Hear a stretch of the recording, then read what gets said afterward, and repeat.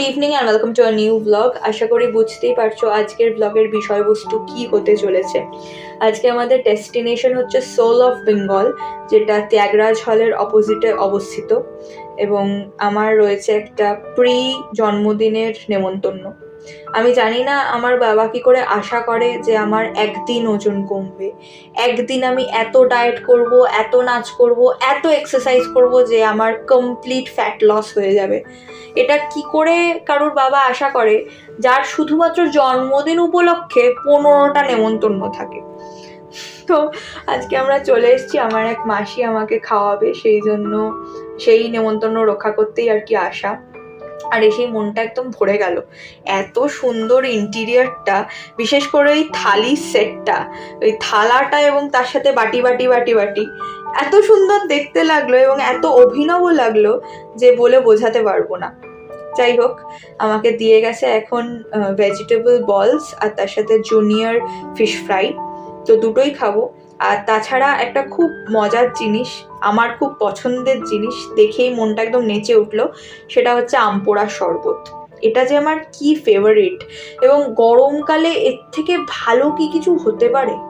আম পোড়ার শরবতের থেকে টেস্টি আমার তো মনে হয় না কিছুই হতে পারে। যতই আমরা কোল্ড ড্রিঙ্কস খাই না কেন, যতই আখের রস খাও না কেন, আম পোড়ার শরবত will always have a special place in my heart. এতটাই ভালো লাগে।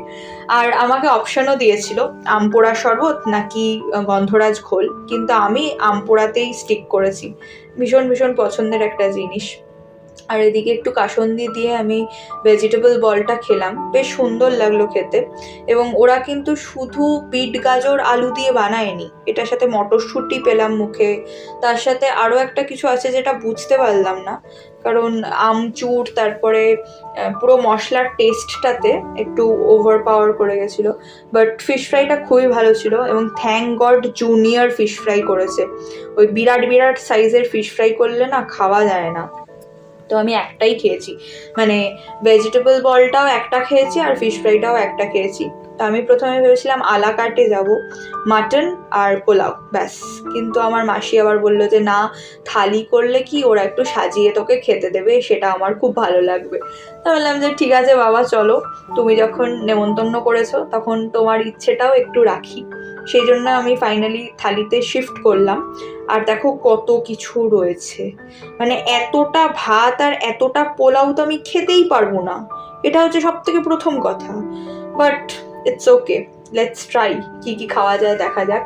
রয়েছে ডাল, মুগ ডাল, তার সাথে ফুলকপির রসা, আর একদিকে রয়েছে পোলাও, ভাত, কি বলে লুচি, তার সাথে ঢাকাই পোড়া চিকেন, মাটন কষা, তার সাথে 2 রকমের ভাজা, আলু এবং বেগুন, আর রয়েছে পাঁপড়।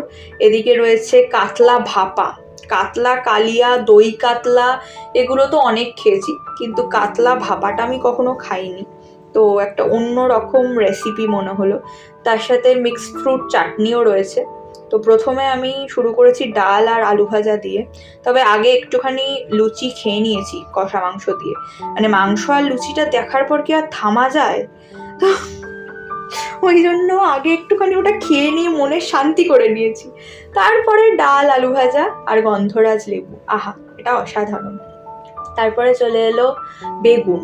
বেগুন এইভাবে কে কে ভাতে মেখে খেতে ভালোবাসে আমাকে ডেফিনেটলি কমেন্ট সেকশনে নামগুলো লিখো, কারণ আমার খুব পছন্দের একটা জিনিস। ঘি ভাত, তার সাথে বেগুন এইভাবে ভেজে মেখে খাওয়া, ডাল দিয়ে খাওয়া তো ঠিক আছে, ডাল দিয়ে বেগুন ভাজা খাওয়া একটা খুব কমন ব্যাপার, কিন্তু আমি আবার শুধু ভাতের সাথে না মেখে খেতেও খুব ভালোবাসি। তারপরে চলে এসছে আমাদের ফুলকপি, এবং কীরকম খেতে হয়েছে আমি জানি না, তবে গ্রেভিটা তো খুবই রিচ একটা গ্রেভি মনে হচ্ছে।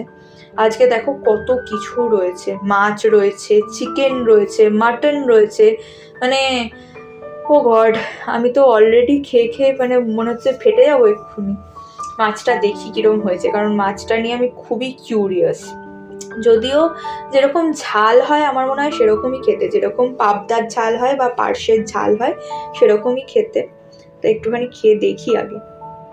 দারুণ দারুণ দারুণ, সত্যিই খুব ভালো, বিশ্বাস করো, একদম ওরকমই খেতে যেরকম পাবদা বা পার্শে ঝাল হয় সেরকমই খেতে, কিন্তু অসাধারণ। আর আমার না খুব ভালো লাগে হচ্ছে ধনেপাতার টেস্টটা।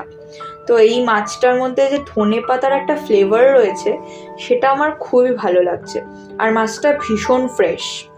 যদিও আমি পেটির পিস পেলে একটু বেশি খুশি হতাম, পেটি একটু বেশি পছন্দের আর কি, কিন্তু খুবই ভাল লাগলো মাছটা খেয়ে, খুবই ভাল লাগলো, মনটা একদম ভরে গেল।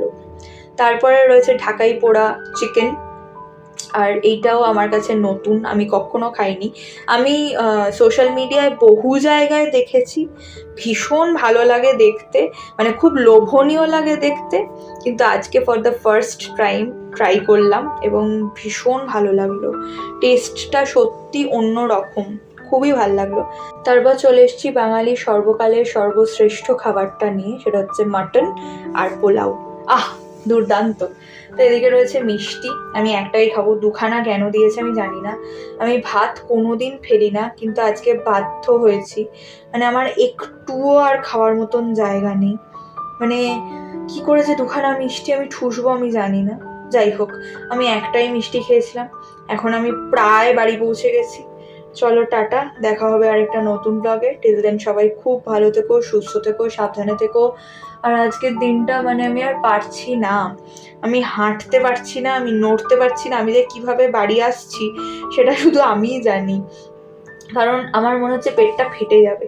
তবে দুর্দান্ত, এবং এই থালিটা কিন্তু আনলিমিটেড বাট নন শেয়ারেবল, তো সেটা মনে রেখো। আর যেও অবশ্যই সোল অফ বেঙ্গলে, এবং আমাকে জানিও তোমাদের কেমন লাগলো। চলো টাটা, দেখা হবে আরেকটা নতুন ব্লগে।